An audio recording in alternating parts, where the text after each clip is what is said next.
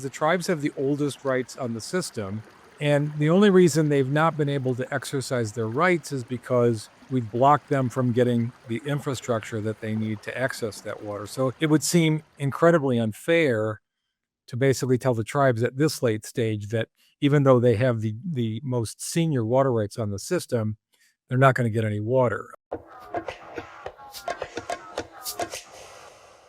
Water rights is paramount to tribal sovereignty. As the western United States begins to face continuing shrinking water supplies, tribes are looking to establish and quantify their water rights. Anacita Agustinas, Tribal Affairs Executive Manager of the California Department of Water Resources, says tribes should look to see if they have any prior water rights. As a tribal government, what are your adjudicated water rights? I think tribal governments have a unique situation where if they are federally recognized tribes, they can exercise their Federal Reserve water rights.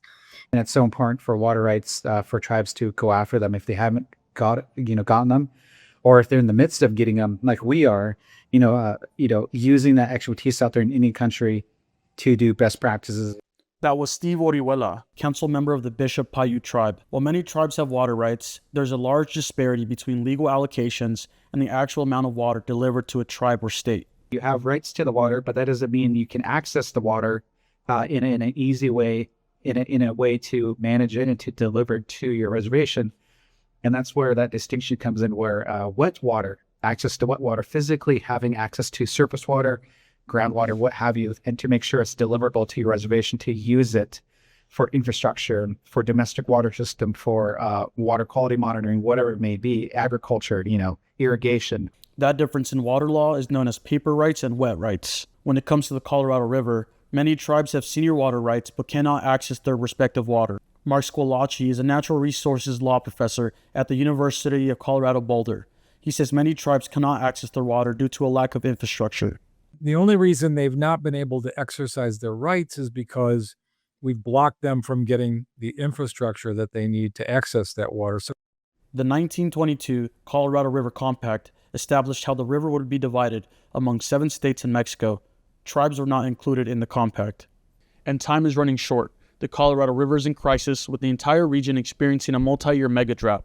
The 7 states that depend on the river missed a federal deadline in February to ration usage. Now, the Federal Bureau of Reclamation says it will impose its own plan on the river this year. Tribes need to be at the table, says Professor Squilacci.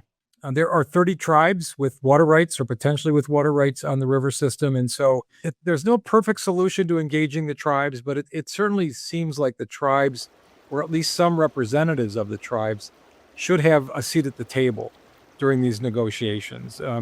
You couldn't put all 30 tribes, I think, at the table, but you could put a few representative tribes perhaps at the table and make sure that there was a sort of transparent way to keep everybody, the tribes and also the general public, aware of the kinds of discussions that are taking place of how to resolve this issue. So we effectively need to close down the river in terms of new allocations. I mean, we're obviously at a point right now, since we follow this prior appropriation system where the newer water rights are last in line to use their water, there's no real good argument for continuing to allow new allocations of water. But I've made an exception there for the tribes because the tribes have the oldest rights on the system. And the only reason they've not been able to exercise their rights is because we've blocked them from getting the infrastructure that they need to access that water. So it would seem incredibly unfair to basically tell the tribes at this late stage that even though they have the most senior water rights on the system, they're not going to get any water going forward. That just is not going to fly, I think. And so we're going to have to make some accommodation for the tribes, even though that will only exacerbate the shortages that we're seeing in terms of the other uses on the river system. For ICT, Daniel Herrera Carbajal. The Hantavirus was detected on a cruise ship last April. A total of 13 confirmed or probable Hantavirus cases, including 3 deaths, have been linked to the ship, according to the World Health Organization. Epidemiologist Dean Seneca said it's not the strain that infected the Southwest and Navajo Nation in 1993. What's interesting about this hantavirus outbreak is that it's the Andes strain of the hantavirus. I believe hantavirus had 4 strains, and this is the strain in which we're finding that it's being transmitted person to person. Now, you have to have a lot of contact with that person in order for this transmission to occur. It's not a virus that, like COVID-19 or even measles like that, there's a huge amount of infectivity. Hantavirus is hugely concerning for our indigenous populations. A report from 2010, I believe, says that indigenous populations are more likely to get hantavirus, more susceptible to hantavirus, like 10 to 1 compared to the white population. So those are alarming rates. Other major factors related to hantavirus, we have poor housing conditions, many of our housing stock. When it comes to the Southwest, many of our homes are hogans. They don't have, concrete floors, or, they have dirt floors. And so it's very, very easy for rodents to get in and out of those spaces when there's any kind of food. We have to be very, very concerned regarding hantavirus, and as you know, in the Southwest, what happens is that, related to the outbreak in 1993, what a lot of people don't know, and was emphasized by a doctor, I'd like to say his name, Dr. Ben Mineta, who really came to CDC to educate all of the scientists there about hantavirus, said it was really the medicine people who uncovered this, right? They knew that, what was going on. And basically, when there are a lot of winds, in the Pacific area, and they bring a lot of rain to the desert, that pinyon nut, overgrows and overpopulates, right? So there's a lot of pinyon nuts, and you might have had pinyon nut coffee when you're in the Southwest. It's good stuff, right? And what happens is that the deer mice, eat that nut, and they tend to overpopulate. And what happens is that when the mice had this virus, get into things, their urine and droppings that's what infects us, right? Their urine actually has kind of an aerosol kind of component to it, where it can be inhaled, and if droppings get in any kind of foods or contaminants and things, and this is how we get impacted. So what is the other thing we have to do? We have to trap rodents, right? We have to get the mice out of our homes. We have to put food poisoning down. We have to put traps out, because they are a vector, basically, and vectors carry diseases. So yeah, I mean, it's very common in areas of New Mexico, Arizona, Montana, even kind of that corridor area of the country. Never sweep or vacuum dry rodent droppings. Soak with a 10% bleach solution. Wear protective gloves and an N95 mask. For ICT, I'm Shirley Snavy. Starting July 1st, new graduate students pursuing degrees in nursing and public health will no longer be eligible for $50,000 in federal student loans annually. Those degrees are no longer considered professional degrees, according to the U.S. Department of Education. This change limits the amount of student loans that these students can take out, limiting them to just over $10,000 a semester, a change that will definitely impact Indigenous students. Here to tell us more about that is ICT Health correspondent Polly Dinetcla. Polly, welcome back to the newscast. Thank you so much for having me, Amelia. Polly, in your reporting, can you kind of explain to someone who's a little bit confused, what is a professional degree? Or what is the U.S. Department of Education calling a professional degree? Yeah, so it is very confusing. This all began last year once the One Big Beautiful bill was passed and signed into law by Donald Trump that instructed the Department of Education to revisit the rules. And there are rules when it comes to various acts of Congress. And so the laws are passed, but how they're implemented is an entirely different process. And so those go through the rule process, the federal rule process. And As part of that, the Department of Education decided to take a look at what professional degrees are and reclassifying or redesignating certain degrees. And so there are only 11 graduate programs that are now considered professional degrees. And I do want to make it clarity that this is specifically for graduate students. And so this is going to impact those who are trying to get MSNs, Masters of Science in Nursing, those who are trying to get MPHs, Masters of Public Health. And it also is impacting a whole slew of other degrees like accounting. The folks that I was talking to also mentioned social work. And so these degrees, the professional degrees, are able to borrow more in federal student loans. And so again, every year they will be able to borrow up to $50,000 a year. And then their cap limit also is higher at $200,000. And for any other degree, like if you and I were to go to a master's program for journalism, we would only be able to get a federal loan cap of $10,500 a semester. And then we'd have a cap of $100,000 because our imaginary degrees are not considered professional degrees. And so this will definitely have an impact going forward. Yeah, I didn't know that part about the journalism aspect, because when I was in grad school, that was how I did grad school, was through federal loans. And so, I mean, personally, this change would have greatly impacted me. I don't know if I'd have my degree. I mean, how is this going to impact Indigenous students and ultimately Indigenous nations? Yeah, so the biggest impact is that these programs, especially for masters in nursing, masters in public health, masters in accounting, they're very expensive programs to be a part of. And so it makes it more challenging for Native students who often have to overcome financial barriers in order to get a master's degree. And so because this de-incentivizes going into the fields of nursing, into the fields of public health, into the fields of social work, that then impacts the amount of professional nurses, professional social workers, folks in public health who are more inclined to work within their Indigenous nations. And I was actually talking with Dr. Don Warren, who is at the Center for Indigenous Health at Johns Hopkins University.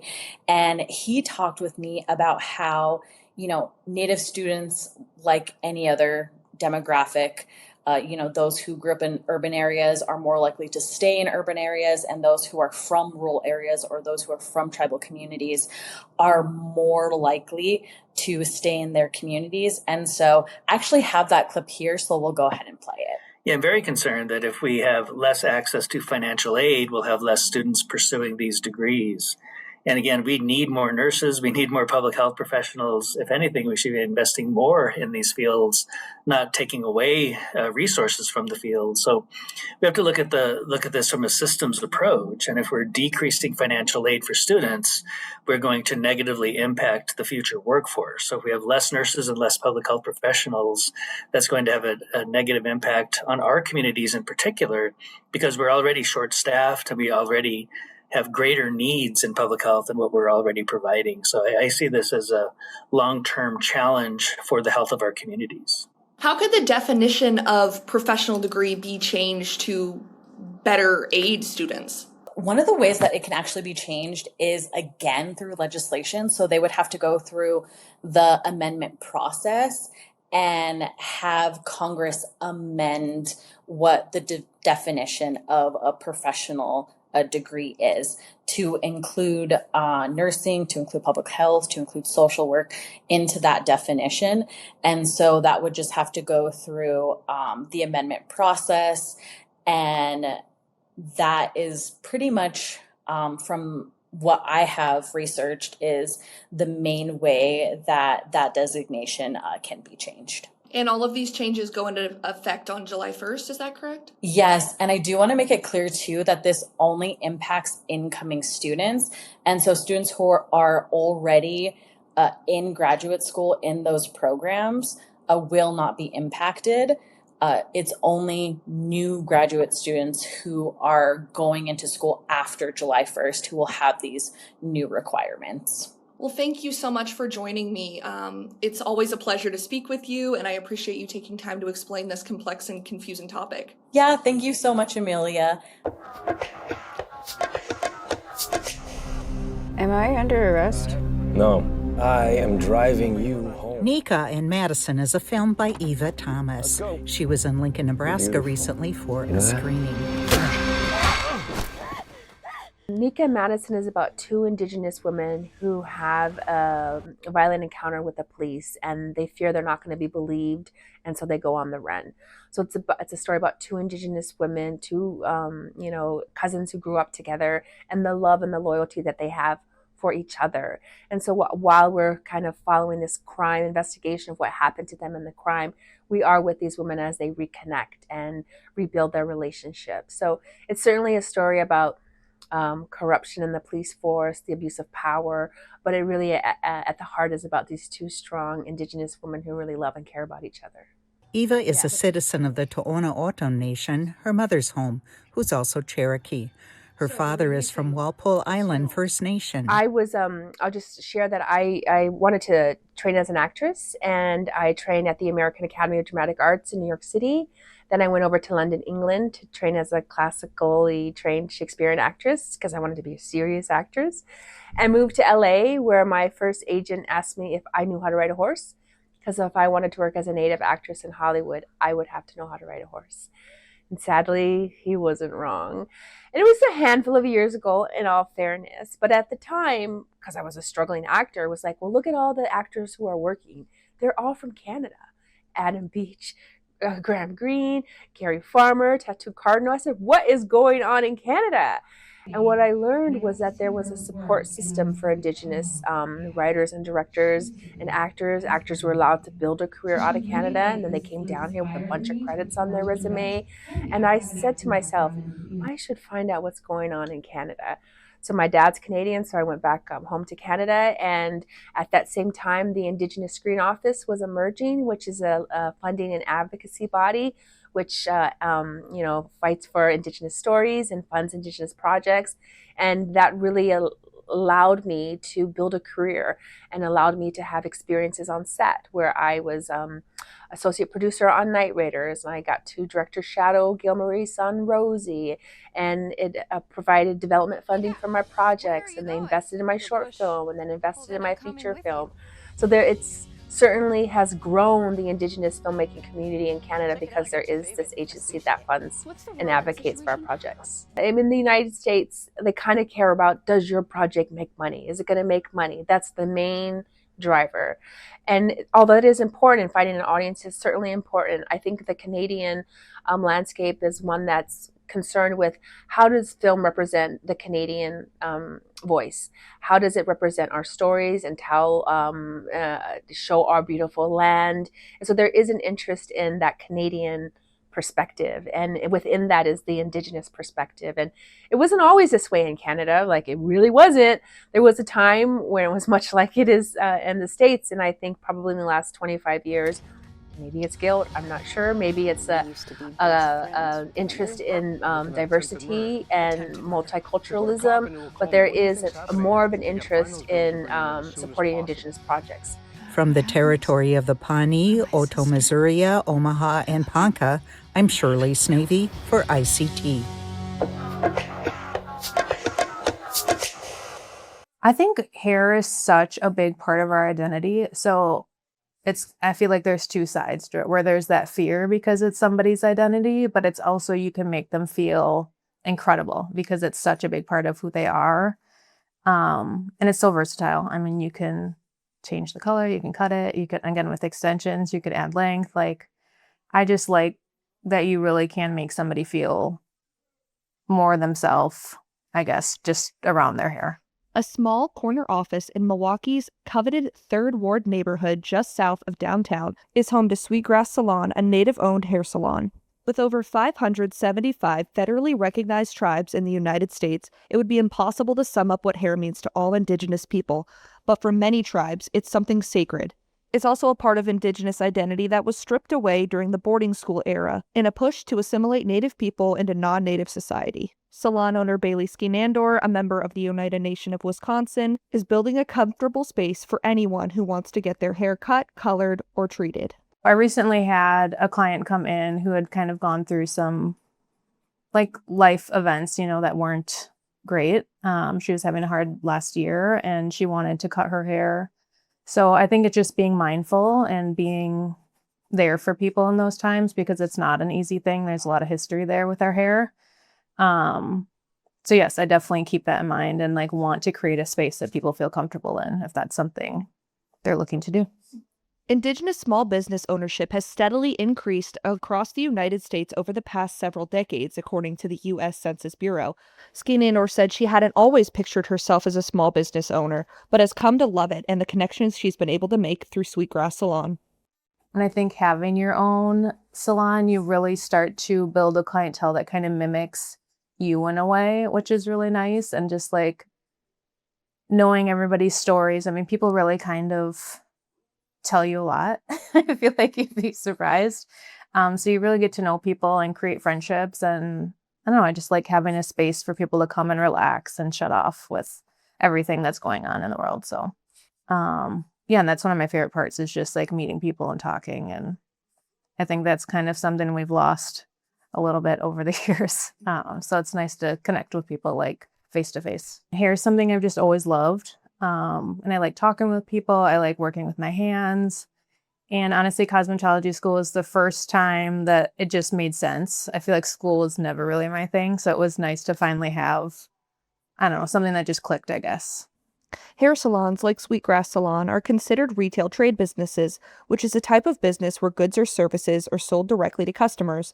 In Wisconsin, there are just roughly 100 Native-owned retail trade businesses statewide, according to findings by the University of Wisconsin-Madison, compared to over 36,000 white-owned retail trade businesses in Wisconsin.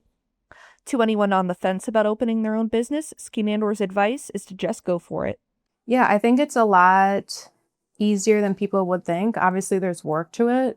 But getting your LLC and getting started, I feel like it really isn't that hard. So I feel like people should do it because it's really nice to work for yourself and kind of build your business the exact way you want it and want it shown to people. Yeah, I feel like it's definitely attainable. Something I have come to think about when I'm trying to make decisions is thinking about, I guess, worst case scenario. And I just feel like when you lay those out, they're never terrible. Will they set you back a little bit? Sure, maybe, but you're going to be okay. So just make the jump. I think hindsight, we always look and think, why did I worry about that? And just go for it. Believe in yourself and do it. For ICT, from Anishinaabe, Menominee, and Ho-Chunk homelands, I'm Amelia Schaefer.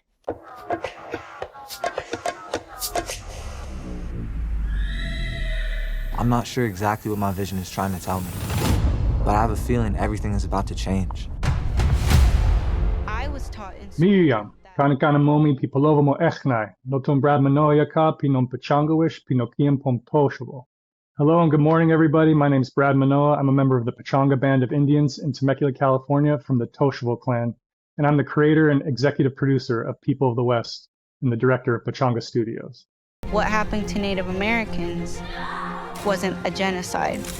That's absolutely not true. We are the survivors of a Holocaust. They called it expansion or civilization or manifest destiny, but it was extermination. People of the West is a 10-part docuseries that tells the history of California, but from the Native perspective. So this is going to be all the things that they have sort of whitewashed out of the school system and they don't teach you. We try to shed a light on that. And we cover it in 10 one-hour episodes that start with creation and how the world began according to several different tribes. And we take you all the way through all these different eras of time until we get to present day and talk about what natives in California are doing today. So what we did was we created something that educators could use out of the box. Not only is it a series, not only is it epic and beautiful, but we also wrote a 155-page curriculum with lesson plans and lectures and all these materials that teachers need ready to go out of the box. Now, all they have to do is take it and bring it to the classroom. It's really a miracle story. People ask a lot of the time, like, why are you making this story just about all this, carnage and bloodshed and genocide? It's really, that's all obviously what the story, how we sort of take you through it, but it's really a story of resistance and survival and cultural renewal. It's a beautiful story that a lot of people that we screen for in these focus kind of private screenings go, yeah, the beauty in here isn't the terrible things we went through. It's how we survived and navigated. Natives were strategic, and they weren't just like passive observers of history. They didn't just like let this all happen. They strategized, they met, they had democracies, and they had to decide one of three things. Do we fight? Do we run away and hide? Or do we join and try to work together? And they tried all three of those at different times. And you saw what happened, what happened, but somehow through all of it, we're still here, we exist today. And I just have to thank the ancestors for trudging through that terrible time and grinding out an existence to survive so that we could all still be here today. And Episode 1 premieres June 20th in Hollywood at the historic Chinese Theater, part of the Dances with Films Festival. An encore screening is June 28th at 10 a.m. For ICT, I'm Shirley Snavy.